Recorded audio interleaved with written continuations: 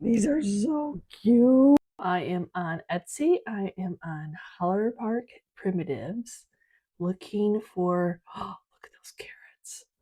Oh, Easter. Some Easter. I know I'm probably late to the game, y'all, but I would create some Easter tins. I've been kind of under the weather with the spring cold. So I thought this would be an easy thing to put together, semi easy. Picking out what one is the hardest. Of course, I'll probably pick out a few. Um, I'll share with you how to get these from a digital download that you purchase off your computer onto a tin. Okay, so here are the ones that I purchased. Love the green, love those carrots. The little bunnies remind me of Peeps. So all we're going to do is go ahead and open up, go to click, and then it'll be on a page. And then I need to go into my edit and copy. And I have Excel opened up so I can copy and paste. And then you can size it. No, this is not the can that I'm using. Just to give you an idea, I just find old cans, tobacco tins, whatever you have, and then you just need to take the measurements of how tall you want the label and how long. Now, I usually will do a double label. So I have one on one side, one on the other, because I can't stretch it. It will go all wonky to go around.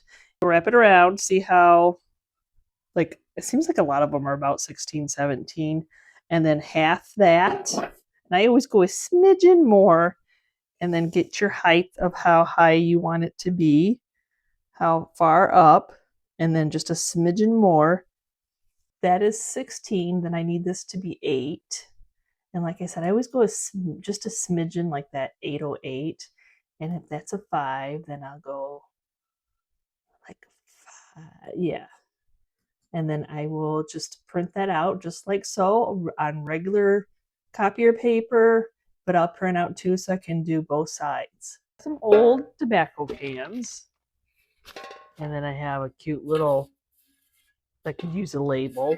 That is so cute. But, these aren't terribly cute. So I went to Etsy. It's raining out, so I had to put these in a package to bring them across to my shop.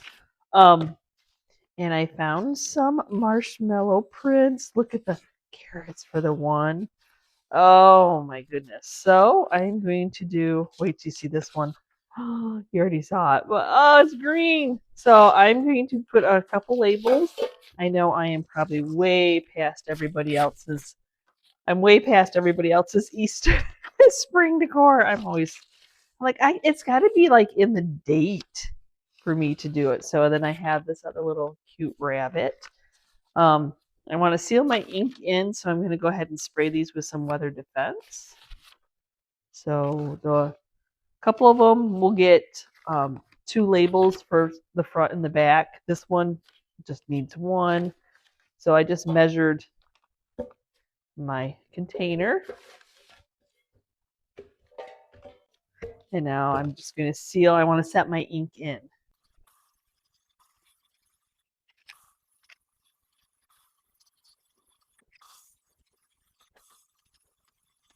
So I love these old, like, I think I'm still working on a lot that I bought.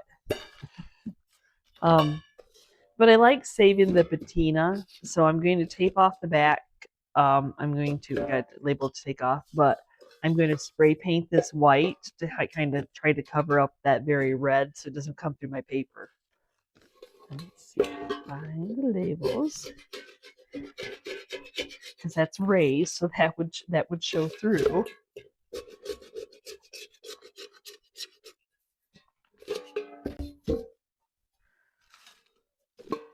And like I said, I like to save that patina so they look old.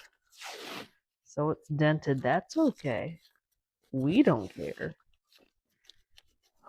You know how spray paint is. It just goes wherever it wants to go. So I need to take a little bit of time to cover that bottom up.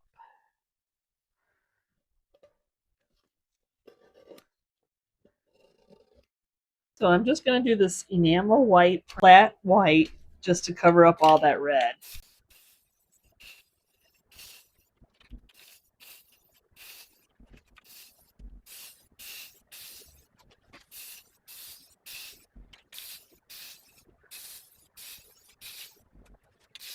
I'm going to cut this out, but not quite close yet, because I want to actually double up my paper to get a thicker label, especially since I'm putting it on this can, so the image pops a little bit more.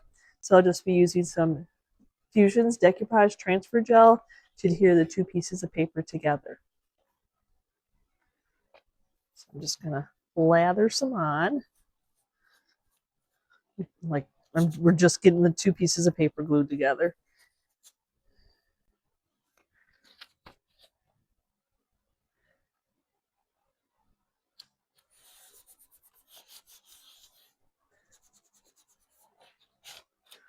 And then now we can cut them a little bit closer.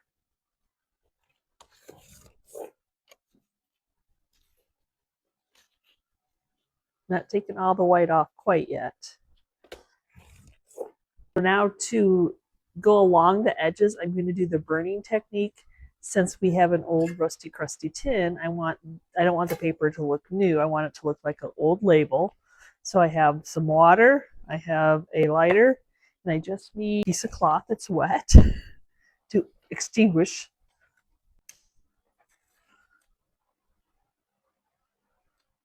I'm just going to burn all the way to the orange. That's why I didn't want to take it all the way off.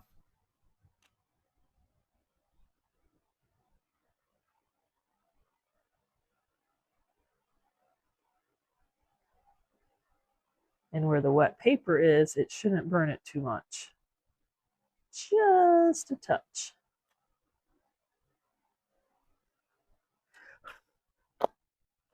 If it goes a little bit out of control, just blow it out and then use your little wet cloth, just very gingerly, just to give it that nice fun edge. So I'm just going to get, these are dry now. Sealing your ink in just protects it from like if you touched water, if some of the transfer gel gets on the other side, it doesn't smear the ink, is the hope. Okay, we can take the tape off now. This is dry. I tried to do a little bit of the lip.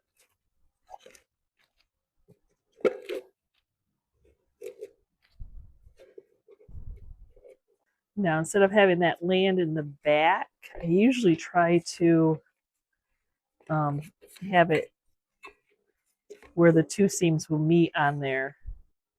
And it might be a little large. That's okay. We'll just adjust it as we are putting it on. So decoupage transfer gel again.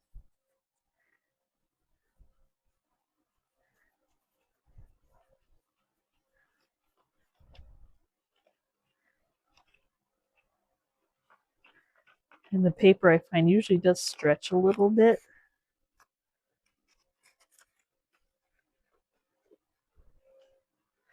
But I want to get on that seam here. I don't want a big bump in the middle of the paper.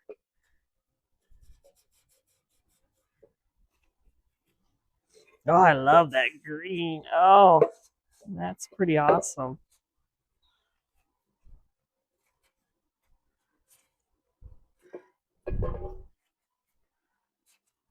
The green can be for anything. And I think sealing the paper in with the clear coat also helps so that you have some play, that you're not just pulling this dry paper and then breaking it. Use a brayer to start distributing whatever glue may be. I'm not worried. I'd rather it overlap a little bit, then I can fix that than it be too short.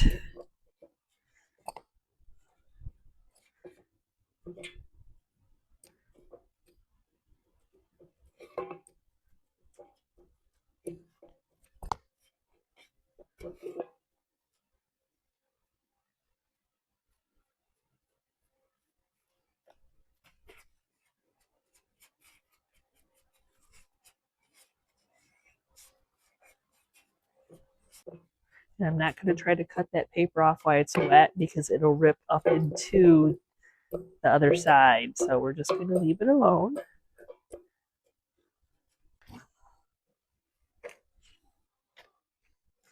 I'm just going to flip it over and we're going to do the other. Didn't want to put that image on a hard.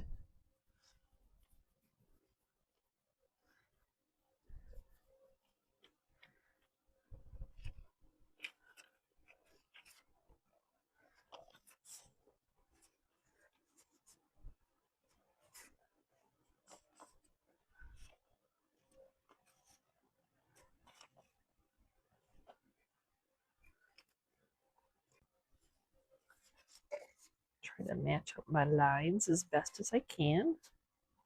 They do. I usually try to overlap a little bit.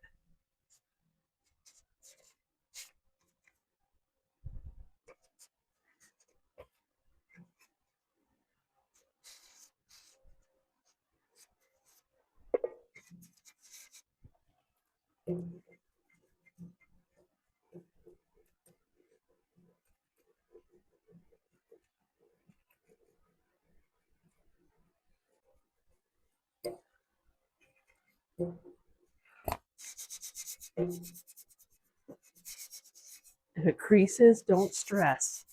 Perfectly imperfect. Don't take the fun out of what you're doing by stressing.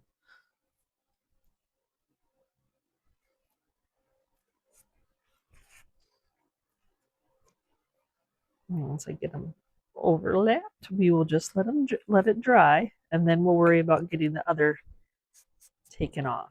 I know most everybody that probably does retail probably already has their Easter sold and crafted already. I just one that can't do it early. I just always have to do it when it's closest. I guess I don't know. I like to buy it all year long. These are so cute. See, there's just something about leaving a little bit of that rusty, crusty original.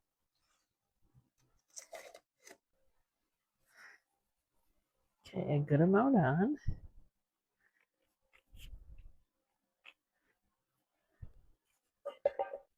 Find my seam. Oh, this one. Oh, that overlaps by quite a bit. Oop, that'll be okay. We'll just decide where we want it to be.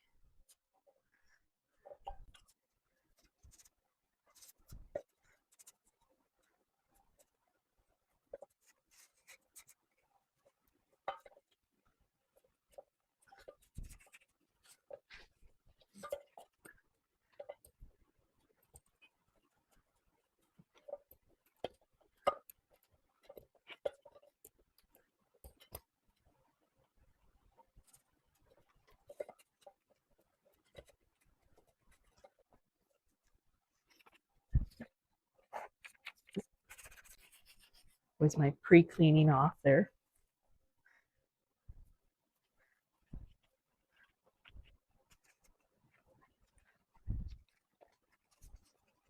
And then match up on the next side. I just like the brown bunny. There was plenty of more designs, just picking. Picking is hard.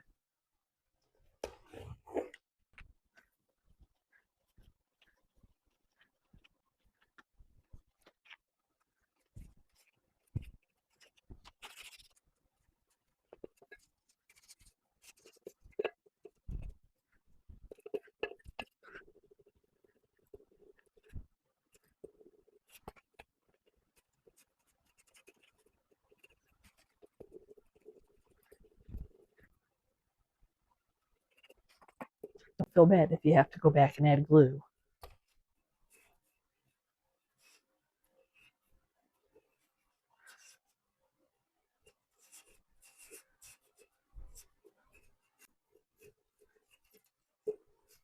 I'm going to take some Fusion's top coat, the tough coat, and go over that label to protect it.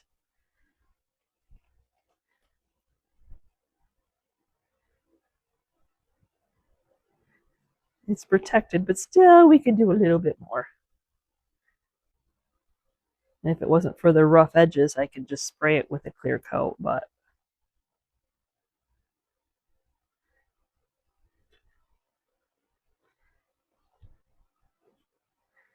see if I can cut the edges off a little bit.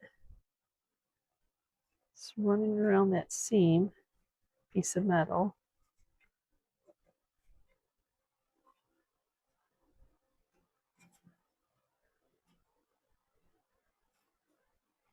Oh yeah, yeah. I just very gingerly take the X-Acto knife.